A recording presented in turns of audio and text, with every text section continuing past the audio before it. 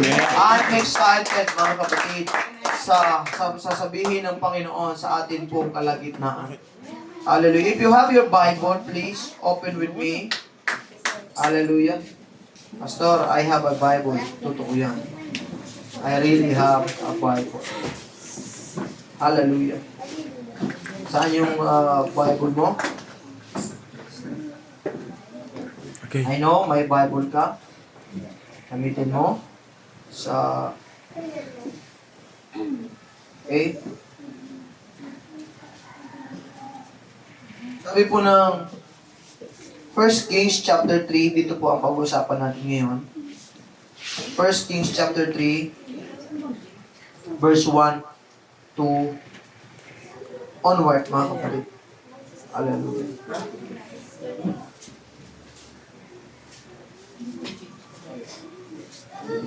Nandiyan pa ba kayo, mga kapatid?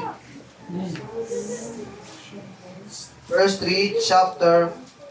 1 Kings, verse 3. Parang, ano yan Parang,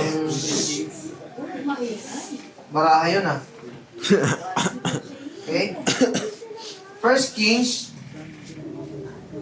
ako mo ng ating worship instrument. Okay.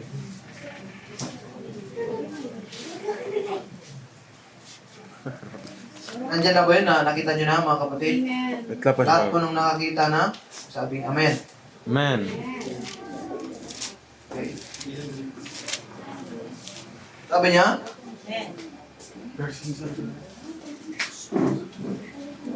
First Kings. Okay. 3.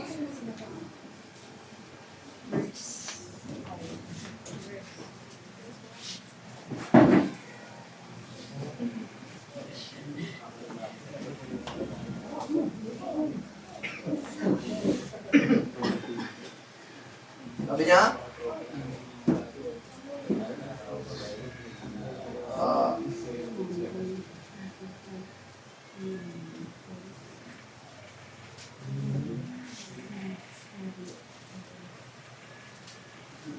Okay.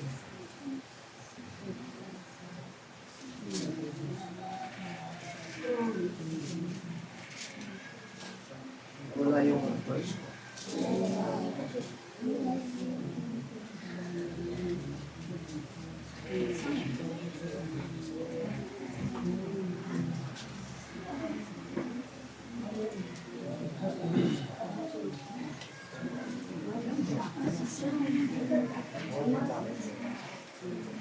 Okay, dito na mga kapatid, I'm sorry. And Solomon made affinity. Siguro, mas maganda siguro. Tagalogin na lang natin. May Tagalog ba kayo dyan, mga kapatid? Ha?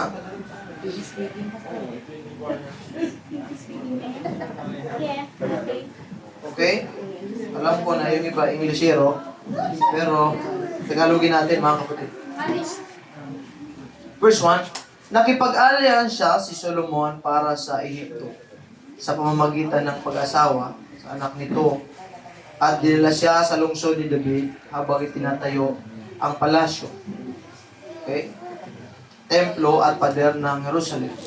Ang mga tao ay naghahandog pa sa mataas na dako dahil wala pang templong nakatayo para sa pangalan ng Panginoon.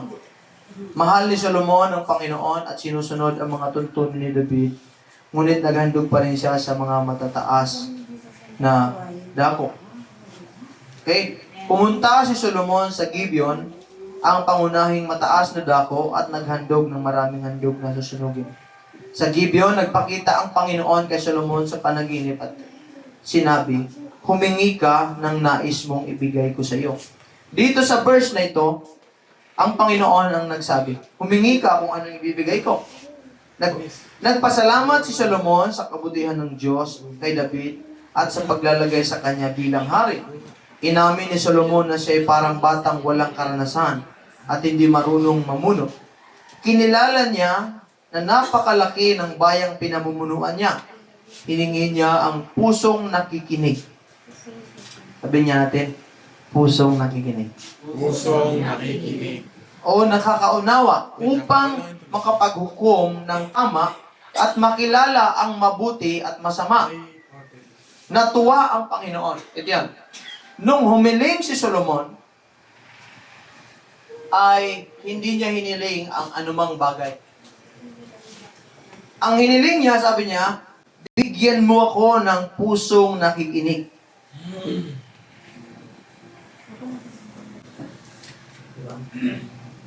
At sabi ng Biblia, ang Diyos ay natuwa, mga kapatid, sa kanyang request. Alam mo, kung tayo siguro ang binigyan ng chance na humiling,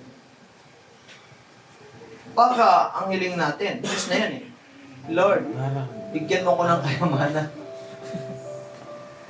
Bigyan mo ng 1 billion yung galing sa flood control. Diba? Sabi ng Biblia, natuwa ang Panginoon sa hiling ni Solomon. Sinabi ng Diyos na hindi siya humingi ng mahabang buhay, kayamanan, o pagkatalo ng kaaway, kundi ang unawa sa paghatol. Ito yan, verse 12. Ibinigay ng Diyos ang natatanging karunungan at pusong may unawa na walang katulad. At dinagdagan pa siya ng kayamanan at karangalan at na hindi niya hiningi. May kondisyon, sabi dito. Kung susunod siya sa daan ng Diyos, hahabaan pa ang kanyang buhay. Grabe. Alam mo, kapag tama ang motive natin sa atin pong paglakad at paglilingkod sa Diyos, grabe ang Panginoon na magbigay. Amen. Nakita ng Diyos kay Solomon na tama ang kanyang motive, ang kanyang puso. Kaya ang Diyos nagbigay ng mga bagay na higit pa sa kanyang inaasahan. So ngayong umaga, mga kapatid, I want to teach about this. The listening heart.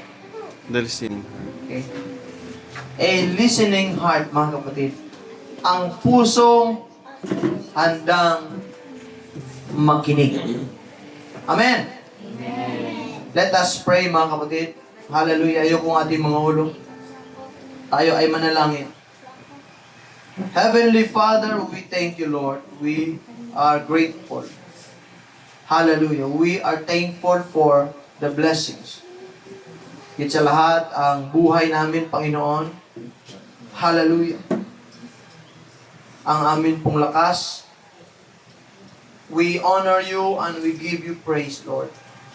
Thank you sa umagang ito na dinako mo ang bawat isa to listen to your word, to worship you, Lord, na ito'y maging pagkain ng amin pong mga spirito, ng amin pong kaluluwa, Panginoon, ang iyong mga salita. Pagtibayin mo kami at ibigay mo sa amin ang understanding, Panginoon, sa iyong mga salita sa oras na ito. Anoint your servant and speak to your people through your servant, Panginoon. Wala kami magagawa kung wala ka.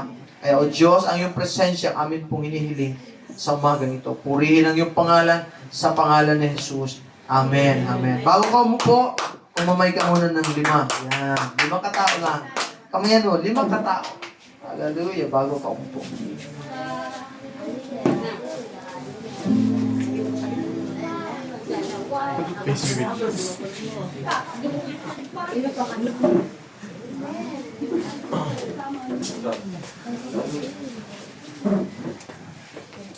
Kaupo na tayo, mga kapatid, in the presence of God. Salamat sa Diyos. We are in a world that always prioritize talking and speaking. Amen. We are now living in a world, mga kapatid, that some of us may say bibihira na lang yung nakikinig, mga kapatid. Amen. Lahat gusto ng platform, lahat gusto ng magsalita, lahat gustong marinig, bibihira at kukunti na lang yung nakikinig. Amen. Diyan pa ba kayo, mga kapatid? Palakpakan muna natin ang Panginoon. Hallelujah. May mga taong marunong sa salita, pero kakaunti ang marunong makinig. Amen. May mga taong mabilis mag-react, pero mabagal makinig sa Panginoon. May mga taong maraming alam, mga kapatid, pero kukunti ang direksyon dahil hindi marunong makinig. Amen. Kapag ka nakakita ka itong cellphone, mga kapatid, hallelujah. Meron kayong cellphone, amen. Meron kayong earphone or headset, mga kapatid. Dito sa cellphone, pinapakita nito, mga kapatid, na may mga notification dyan. May mga sounds, mga kapatid. Hallelujah. Kapag ka maingay ang paligid, mga kapatid, hallelujah, hindi mo halos marinig. Sino dito yung naka-experience na tumatawag habang nandun sa kalsada tapos sobrang ingay? Tapos nagsisigawan kayo, "Hello! Mamaya ka tumawag! Hindi kita marinig!" Ano? Diba? Kaya yung katawi mo tuloy, parang nangahamong ka ng away. Ano? Hallelujah. Hindi mo marinig yung kanyang sinasabi, mga kapatid. Kapag ang buhay natin, lagi tayong nakafocus and we are aligned sa system ng mundong ito, mga kapatid, always wants a platform, at hindi na tayo nakikinig, mga kapatid, sa mga small voice which comes from the Lord, mga kapatid. Kahit tumatawag ang Diyos, kung tayo ay distracted, mga kapatid, kung punong-puno ng ingay ang puso natin, hindi natin marinig ang Panginoon. Amen. Kaya maraming naliligaw ng landas dahil hindi nila rinig at hindi sila nakakaalam kung saan ang gusto at kung ano ang gusto ng Panginoon, mga kapatid. Do you know na ang Diyos ay nagsasalita sa atin? Amen. Ang Diyos ay kapag ka nagsalita, tahimik, mga kapatid, pero malinaw. At ang Diyos nagsasalita, tumatawag sa mga tao, mga kapatid, na marunong makinig. Hindi hinahanap ng Diyos yung mga tao. Gusto lang magsalita, mga kapatid. Gusto lang mapakinggan. Ang hinahanap ng Diyos sa mga anak niya, mga kapatid, yung pusong marunong makinig. Amen. Si Solomon, grabe. Nung siya ay pinapili ng Diyos, sabi niya, mahal niya ang Panginoon. Pero pinapili siya ng Diyos. Ano yung gusto mong ibigay ko sa iyo? Ngayong umaga, ano yung gusto mong ibigay ng Diyos sa iyo? Ha? Pastor, kung ako, Lord, bigyan mo kami ng lupa. Bigyan mo kami ng place of worship. Bigyan mo kami ng something, ano. Pero si Solomon, mga kapatid, alam niya na nilagay siya sa position na yon. At malaki ang lugar na kanyang pinamumunuan. Ano ang kanyang hiniling sa Diyos? Sabi ng nangaral, mga kapatid, he never asked for wisdom. He asked only for understanding. And God gave him wisdom, mga kapatid.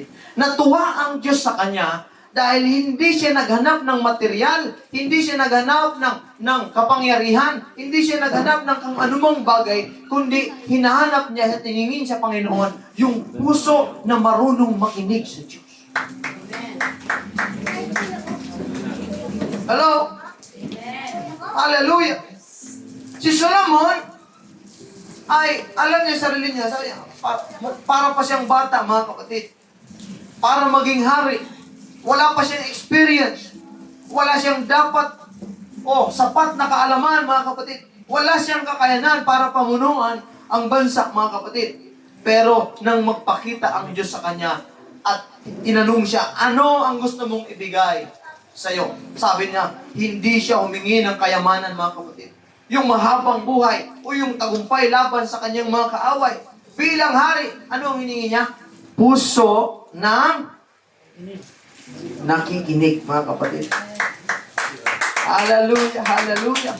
And we know the rest of history, mga kapatid. The story of Solomon, siya ay bantog, mga kapatid. Tinawag, makapangyarihan, mga kapatid, sa kanyang kapanahunan. And the greatest and the richest king sa Israel, mga kapatid. Why?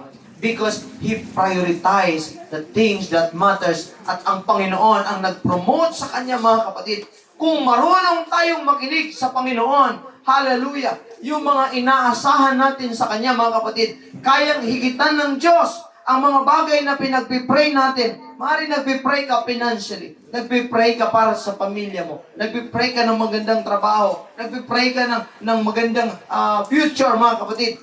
But God is seeking your heart. Ang gusto ng Panginoon, ano ang hihingin mo sa Kanya? Not material things. Hello? Amen. Kundi ang pusong marunong makinig. Amen. A listening heart is a doorway to divine wisdom. Hello? Pastor, paano ko magkaroon ng wisdom? Yung iba kasi, nagtatrying hard para magkaroon ng wisdom. Diba? Pero ito yan. If you want wisdom, listen. Si Solomon, bago siya mag-judge, kasi nga, he knows that he's a king. He will be ruling the entire nation. At bilang king, siya ay judge. He's the judge of the people. He is the judge sa kanyang nation. At ang sabi ng isang preacher is, as a judge, hindi ka pwedeng mag-judge ng hindi ka nakikinig. O hindi mo muna pinapakinggan yung both side. Amen. Amen. So wala pa siya experience, sabi niya sa Panginoon, Lord, bigyan mo ako ng understanding. At alam mo bang binigay ng Diyos sa kanya? Hindi lang understanding. Binigyan siya ng wisdom. Binigyan siya ng Panginoon, mga kapatid, yung kayamanan. Binigyan siya ng katanyagan. Sabi ng Biblia, nang walang katulad. Kaya tingnan mo, i-search mo ang richest king in the history sa Israel, mga kapatid. It was King Solomon. Hindi dahil humingi siya ng wisdom, hindi dahil humingi siya ng ano paman, mga kapatid, ang hiningi niya, a heart that is willing to listen to the voice of God, mga kapatid. Amen. Marami pong mga Kristiyano ang gustong marinig ng Diyos ang kanilang mga panalangin. Siyempre, hindi ka naman magpipray kung hindi mo gusto marinig ang panalangin, mga kapatid. So, balit may problema. Madalas, ayaw natin na makinig sa sasabihin ng Panginoon. Parang gusto natin tayo lang lagi napapakinggan. Amen.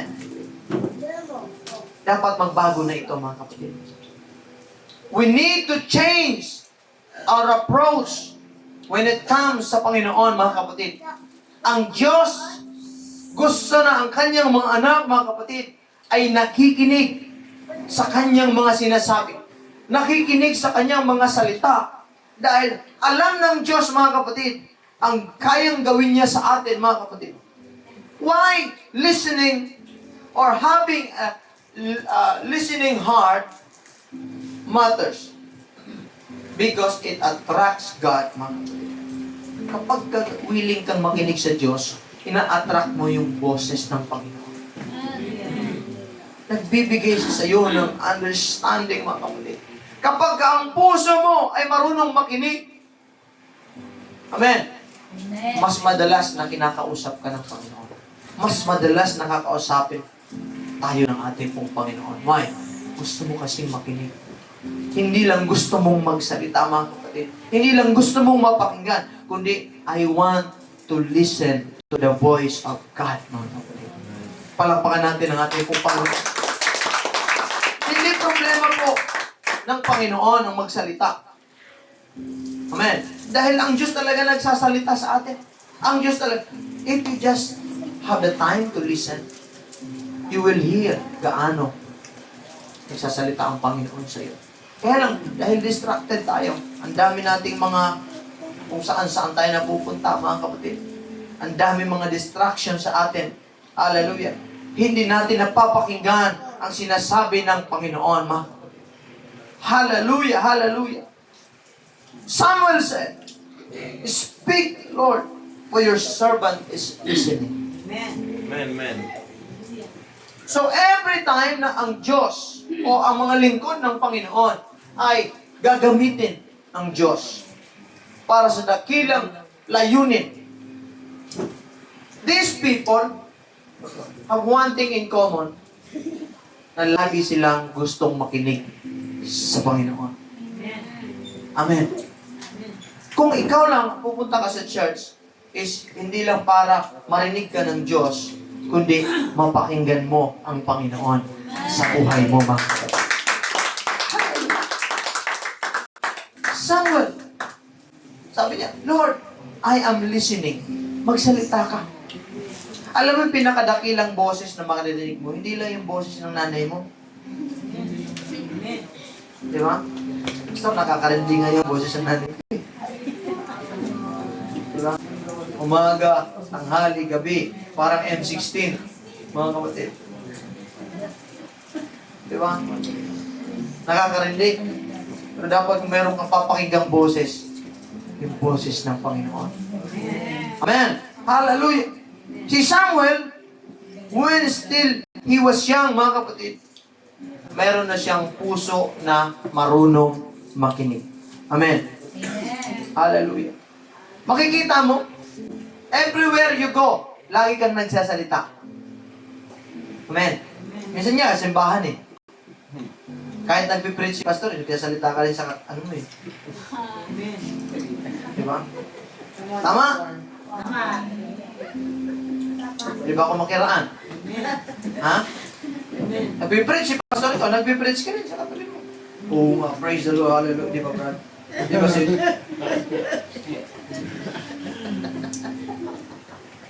Nag-preach it. Parang inaano mo, mga kapatid. Di ikaw na. Hallelujah. Gusto natin lagi tayo nagsasalita. Kahit saan tayo magpunta. Nagiging minor na sa atin. Parang lumiliit ang porsyento ng mga taong laging willing na makinig.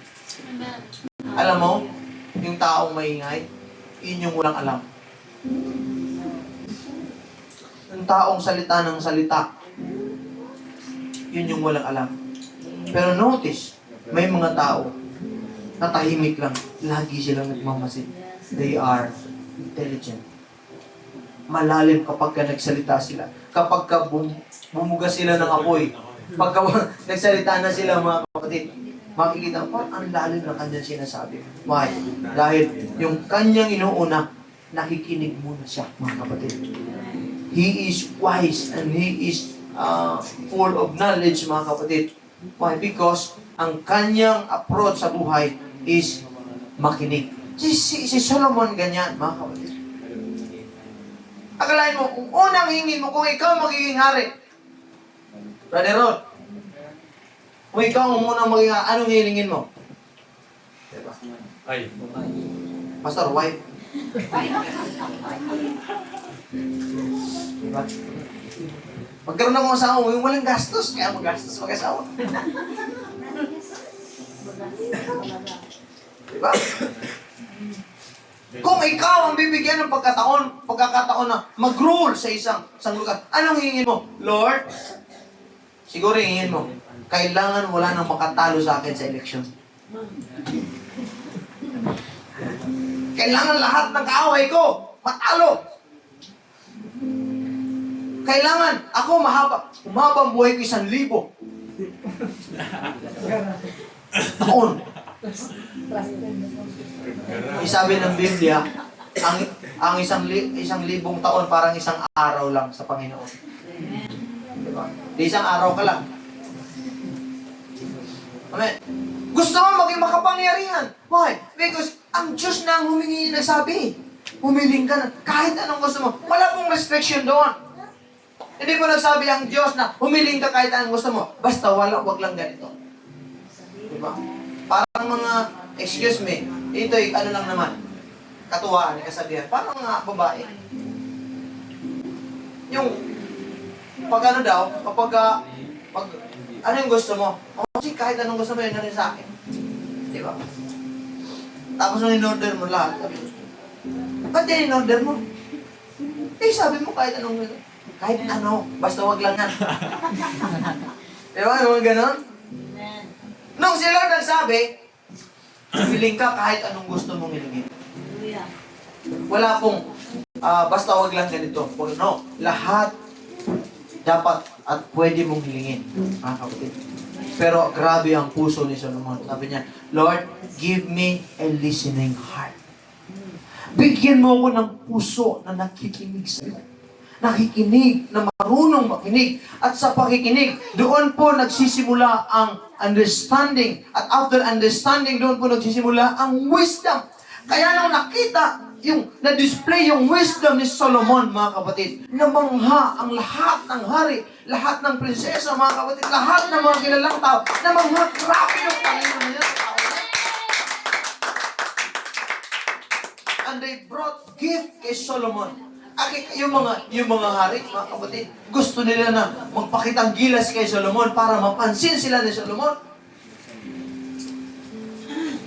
Nagdala sila ng gold, nagdala sila ng kailang silver, lahat ng mga kayamanan dinadala kay Solomon para masilayan lang nila si Solomon, mga kapatid. That's why si Solomon, meron siyang 300 wives. At meron siyang 700 concubines. Side hustle. Diba? 1,000. Di ko alam kung exactly, pero 300 wives ang concubines. Noon, okay pa yan. Hindi ibig sabihin na in-endorse ng Panginoon yon na magkaroon siya.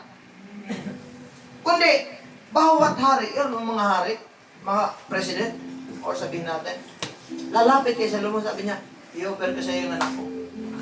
Yung prinsesa. Basta, maging okay tayo, maging partner at collaboration tayo. Kaya si Solomon, grabe. Eh, syempre, kung hindi mo tatanggapin yan. Diba? Sabi ni Brother Jason, sayang. Ano sayang? Gera. Ayun, pera. Diba? Hindi mo tatanggapin yan. Siyempre, magtatampo yan. Yung iba. So, nagkaroon siya ng 300 wives.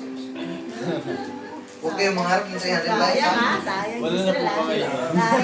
Wala na po ba ngayon? Pastor ako, kahit hindi 300, 3 lang, okay na.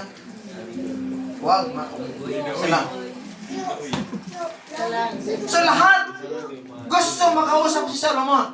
Nakita nila yung wisdom ni Solomon. Paano siya mag-rule? Paano siya binless ng Panginoon? Paano ibinigay ng Diyos yung higit sa kanyang mga hinihingi sa Panginoon? Why? Because una, maayos ang kanyang puso sa harapan ng Panginoon. Okay? At ang kanyang hiningi, listening heart. Alam mo dito sa church, if we just have a listening heart, God can give you more than what you ask for. God can give us what we are asking for God, mga kapatid. Yung pinagpipray mong matagal na, God can give everything to us because He owns everything. Gusto lang ng Panginoon, tama ang puso. Bakit ang Diyos dinidelay ang kanyang promise? Bakit ang Diyos dinidelay ang prayer mo? Kasi nga, ang ating pong heart hindi pa nakaset sa harapan ng Panginoon. Ang ating pong puso. Kasi nga, ito ha, pag binigyan ka ng Diyos ng blessing ngayon na inihingi mo, for sure, wala ka ngayon sa church. Ha?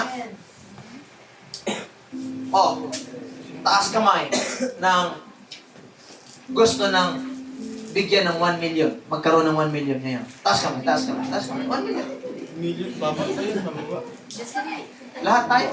Baba. Ikaw mo yung may 1 million ka kaya. Sa tingin mo nandito ka? Sa church? Ha?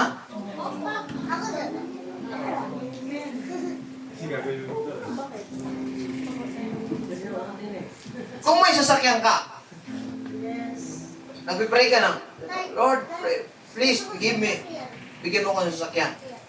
Kung may sasakyan ka, at tingin mo, nandito ka kaya? Ha? Lord, bigyan mo ko ng maraming kaibigan, bigyan mo ko ng magandang trabaho. Eh, kung binigay ni Lord ng magandang trabaho sa iyo ngayon, tapos ang puso mo ay hindi nakaset sa Panginoon, tingin mo, nandito ka. In fact, maraming wala dito ngayon dahil sa trabaho.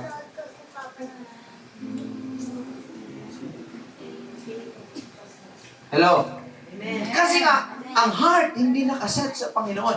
Pero sabi ni Solomon, hindi siya Lord, bigyan mo ko ng magandang trabaho, magandang asawa, maganda lahat, kapangyarihan, kayamanan, bigyan mo. Hindi yun ang hiningi Solomon. Ang sabi niya, give me a listening heart. Ang puso na marunong makinig sa iyo, Panginoon. At sabi ng Panginoon, ang Biblia, natuwa ang Diyos kay Solomon. At anong binigay niya, mga kapatid? Hallelujah. Sabi ng later verse, mga kapatid, hallelujah. Basahin natin yung sinabi. Sabi niya,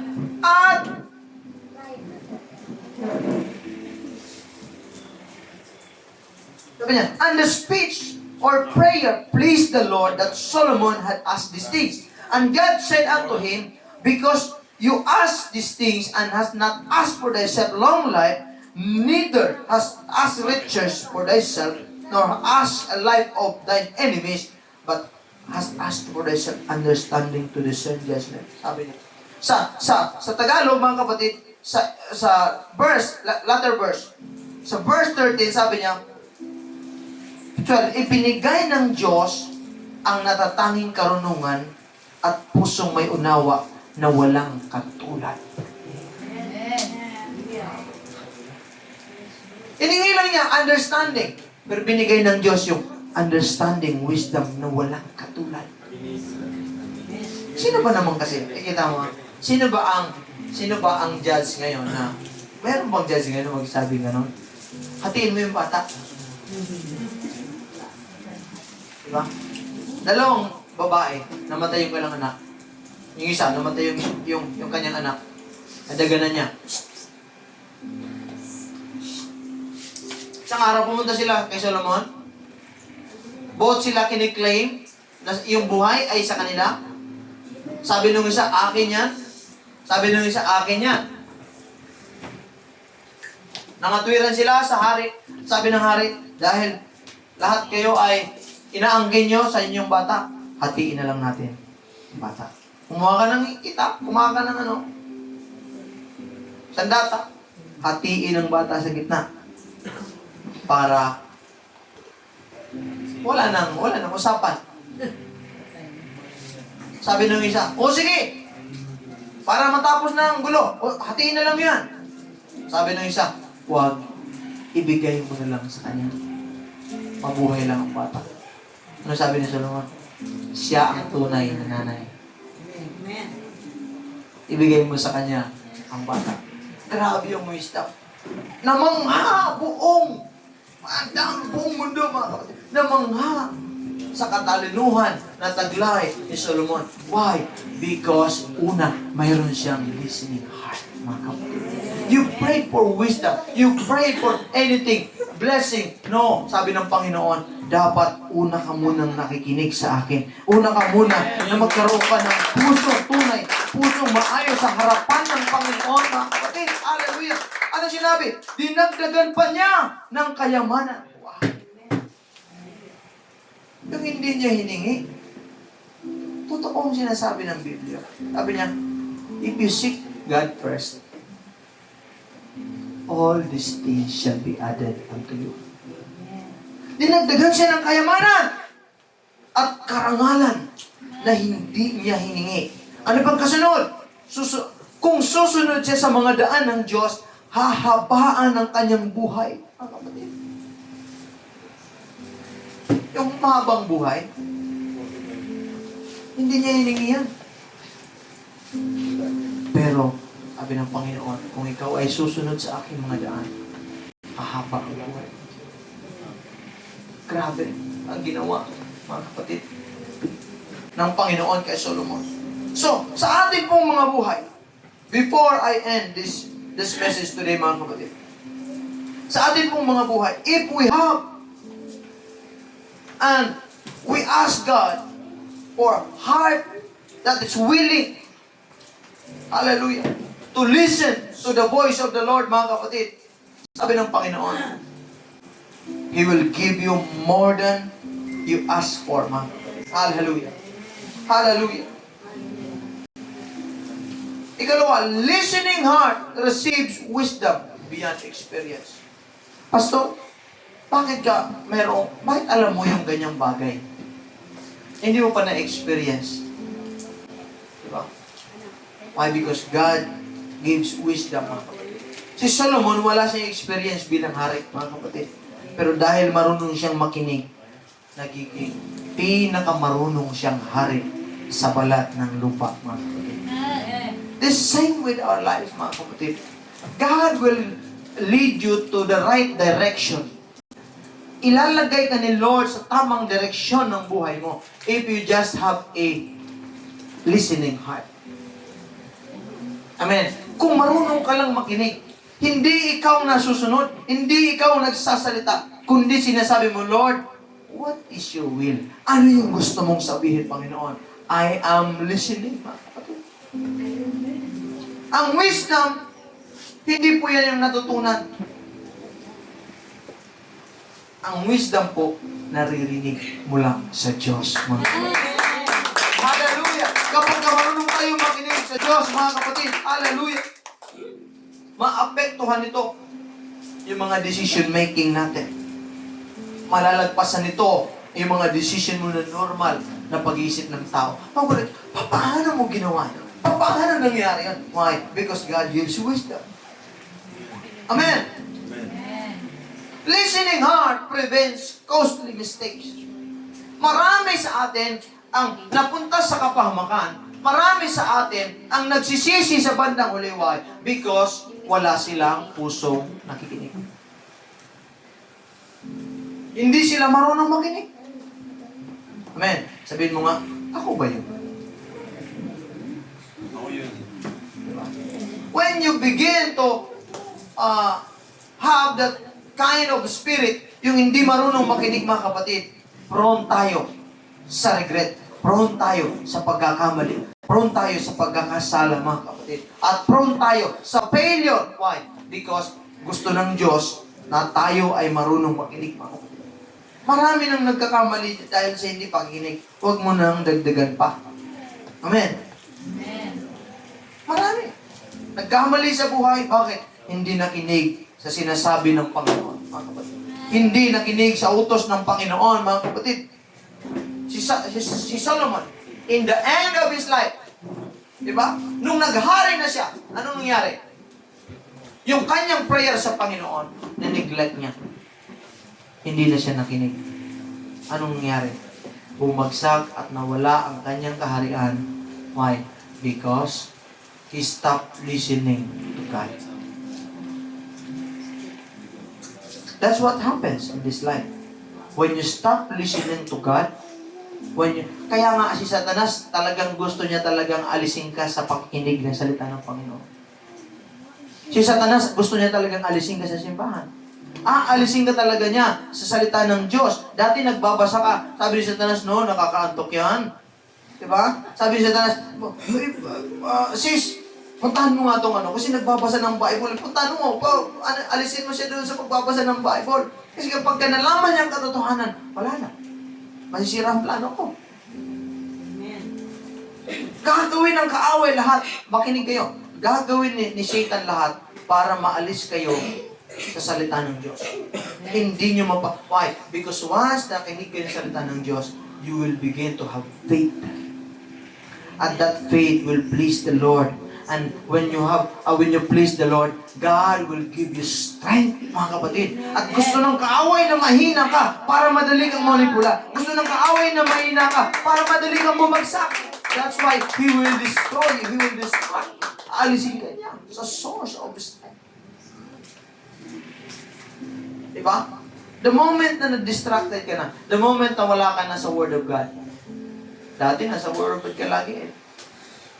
Tama ba? Sabihin mo sa katabi mo, tama ba? Ngayon, wala na. Amen.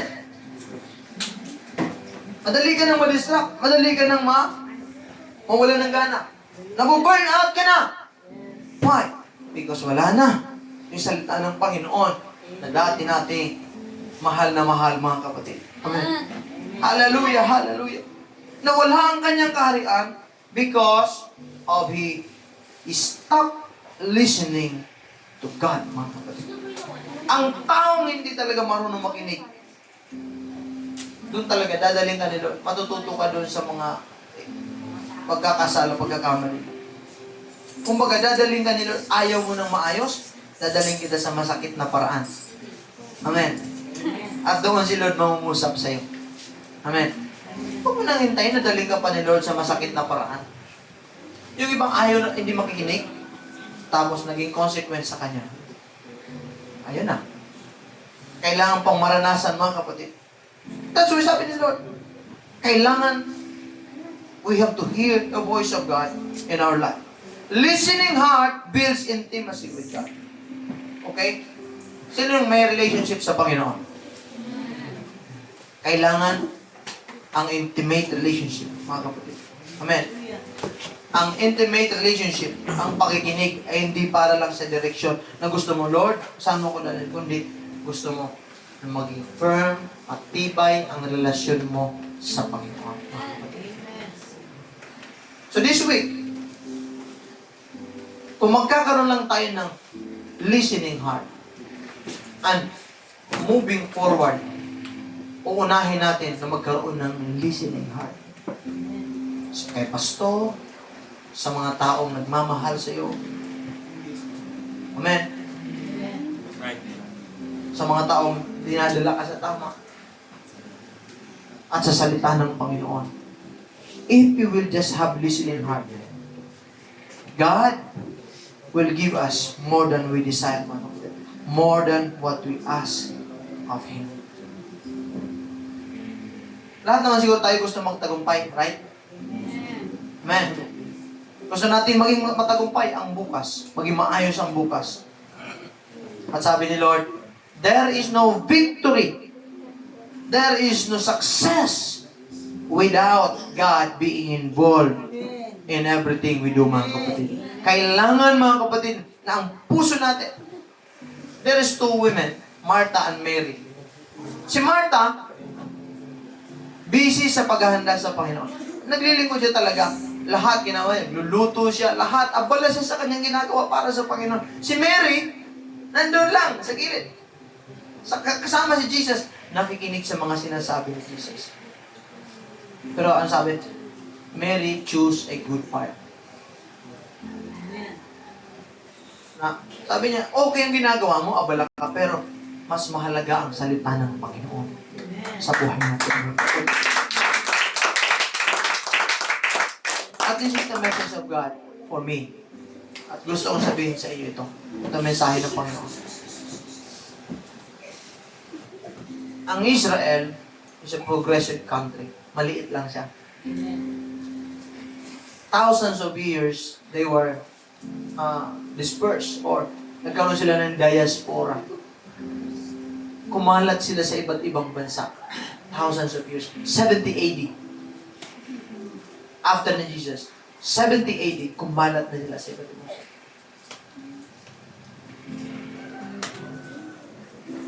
Pero hanggang ngayon, na-preserve ang kanilang language, na-preserve ang kanilang culture, na-preserve ang kanilang nation. Bumalik ang kanilang nation 1948, ang Israel. So, minsan nagtatanong ako, bakit itong Israel napakaliit, pero one of the most powerful country in the world. And even the biggest, the richest, maraming Arab countries, maraming mga country na talagang pinagtutulungan ng bansang ito. Bakit lagi silang nagtatagumpay? Diba?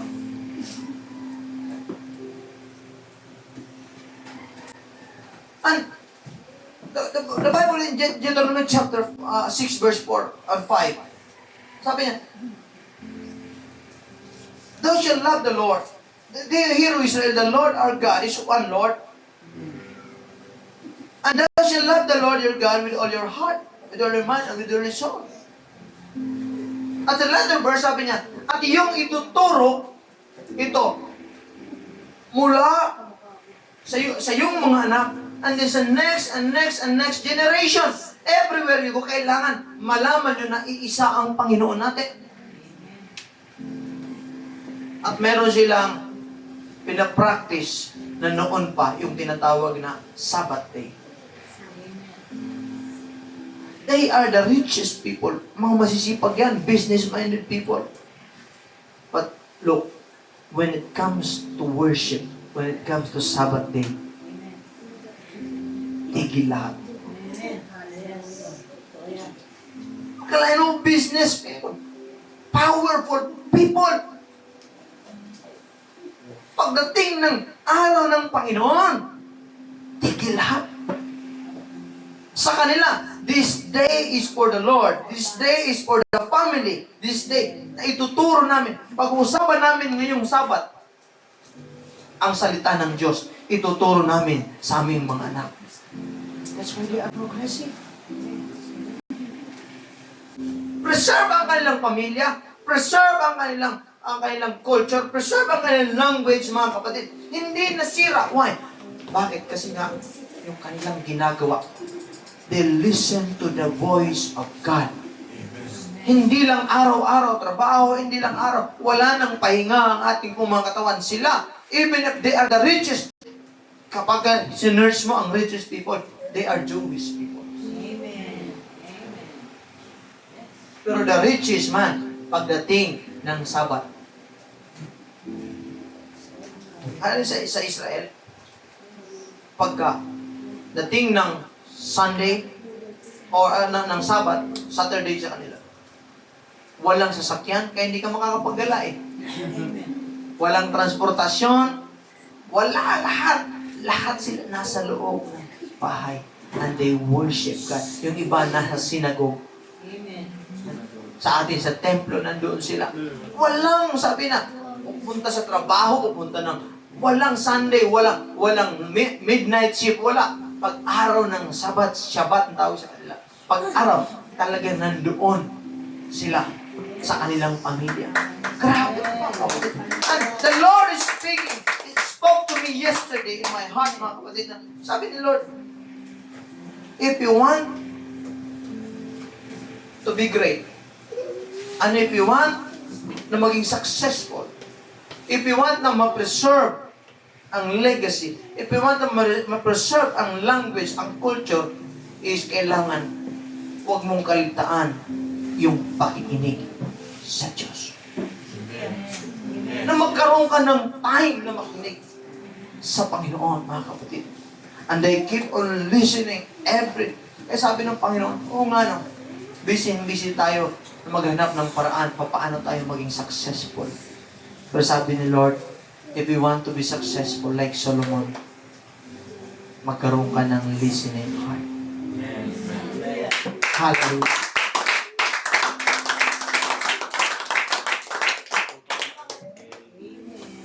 Yung success pala will not be done by might nor by power, but by the Spirit.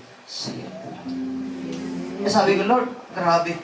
Hanap ng paraan. Paano ko gagawin? Kailangan ko lang palang makinig sa Panginoon. Amen. Ikaw, hallelujah, sa araw na ito, mga kapatid, I encourage you, mga kapatid, listen to the voice of God.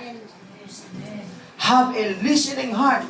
Hallelujah. Yung puso na unahing makinig sa Diyos kaysa mapakinggan yung kanyang sinasabi sa Panginoon. Mga kapatid, Tama na yun, puro tayo hiling sa Panginoon. Sabi ni Lord, gusto mo lagi kitang papakinggan. Ako, never mo man akong pinakinggan. That's why ganyan ang puso mo. That's why ganyan ang kalagayan mo. That's why ganyan ang buhay mo. Why? Because you keep on talking and talking and talking. You never listen.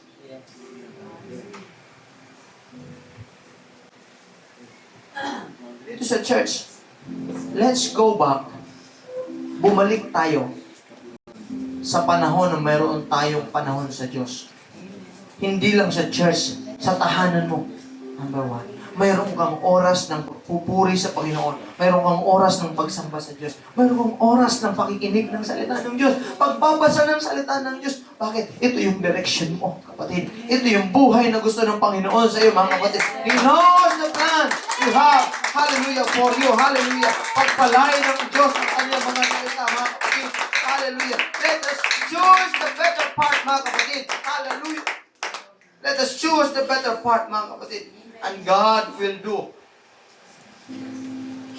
more than you think if you have a listening heart, mga kapatid.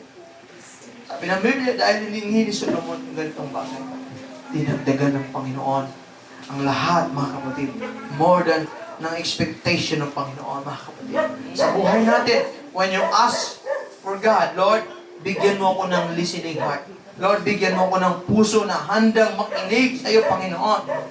God will give you and God will answer the things you did not ask for, mga kapatid. Hallelujah. Ngayong umaga, tanungin mo ang ating sarili. Kailan ka huling nagsalita? Hallelujah. Na puro ka salita, hindi ka nakikinig. Baguhin natin ito, mga kapatid. Hallelujah, hallelujah. Let us ask our hearts. Tumayo tayong lahat, mga kapatid. Hallelujah. Let's ask ourselves.